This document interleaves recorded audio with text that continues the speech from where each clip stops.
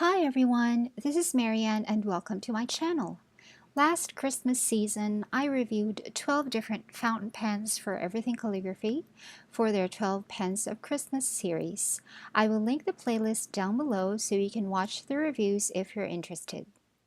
Everything Calligraphy is an online store based in the Philippines that also does international shipping, and they reached out to me again because they now have a couple of Wing Sung pens available at their store, and they have just recently had a giveaway of these pens.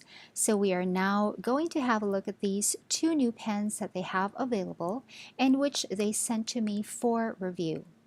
I will review one pen today first, and then the review of the other pen will be up in a couple of days, so make sure that you're subscribed to my channel so you can watch that review when it comes up.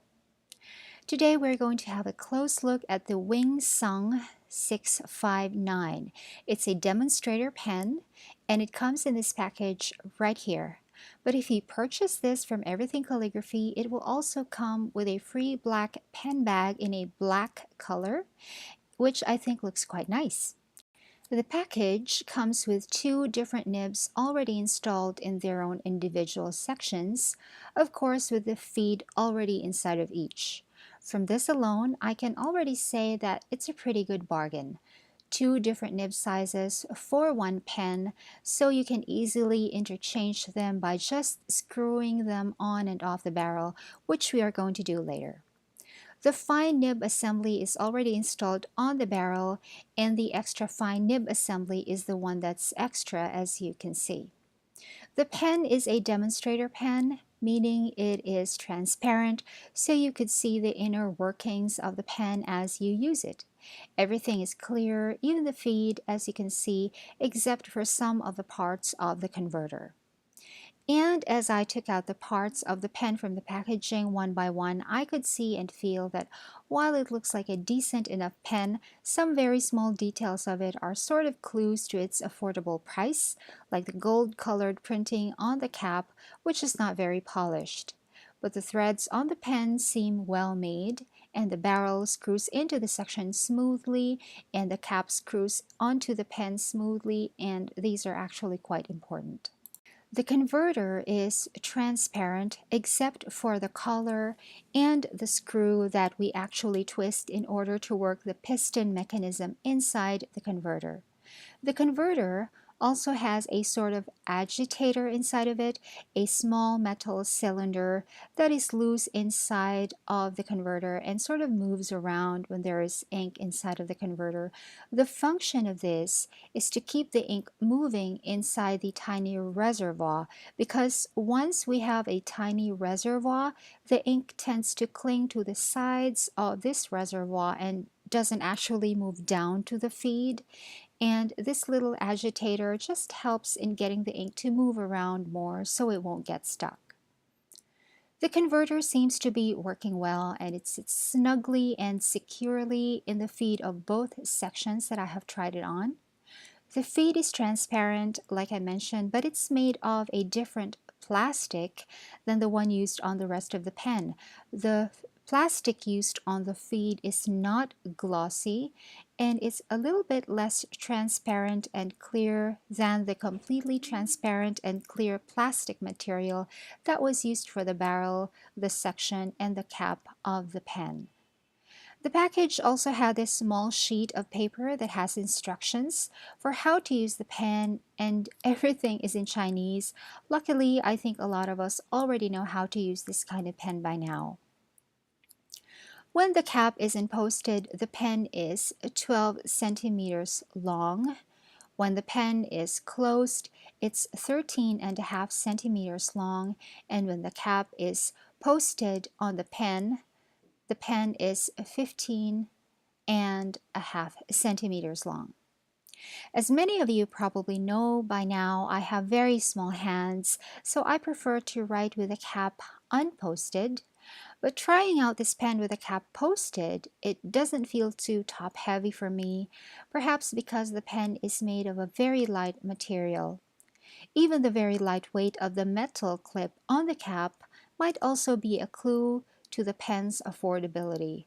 Of course, this isn't real gold, and neither are the nibs, but I have never really been a pen snob. As long as the pen works, I will appreciate it and I will use it.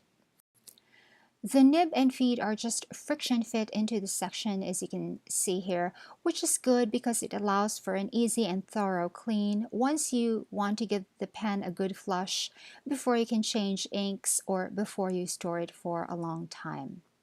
Now, let me just take out my favorite notebook of all time, the Midori Md A5 Notebook, which I also bought from Everything Calligraphy and which I have reviewed in my channel. I will leave links down below for you.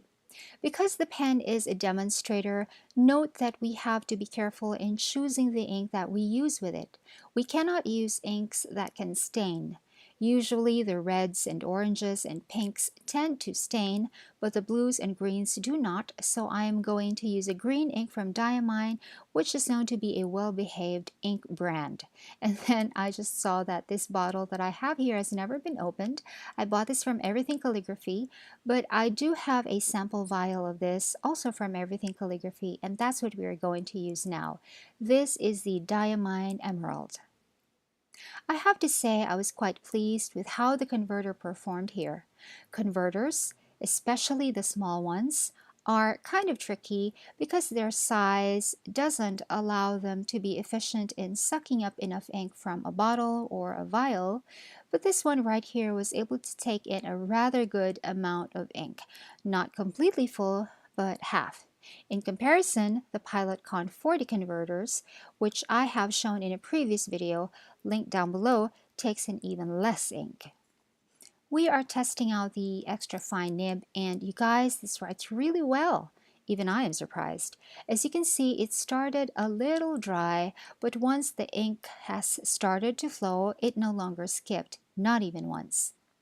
It is not a wet writer, but it is not dry either. It did not start hard. It started pretty normally, and as you can clearly see, it has some reasonable amount of shading.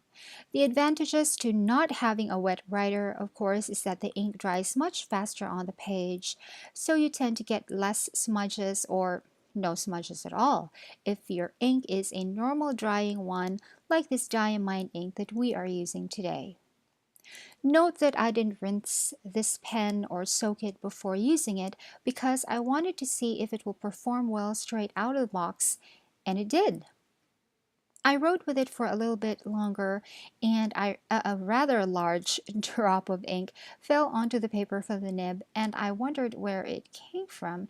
I thought the nib vomited, but that didn't happen again the rest of the time. So my conclusion is that I just didn't wipe off the nib properly after I inked up the pen from the vial. The nib was very smooth to write with, and it is quite a feat to achieve that with an extra fine nib, because usually the extra fine nib point carries less ink, so there is less ink to lubricate the movement of the nib point over the paper, but for some reason Wing Sung did a pretty good job with this extra fine nib. It's quite smooth, not glassy smooth, but with a teeny tiny amount of tooth, which I prefer. I kind of feel insecure when a nib is glassy smooth because I feel that it's going to fly right off the page, off my hand. As I continued to write with this pen and with the extra fine nib, I tried to observe any hiccups or glitches or some kind of weirdness that could possibly happen, but I saw nothing really. This pen wrote normally and quite efficiently. There were no skips, and it continued to write well. I saw no leakages either.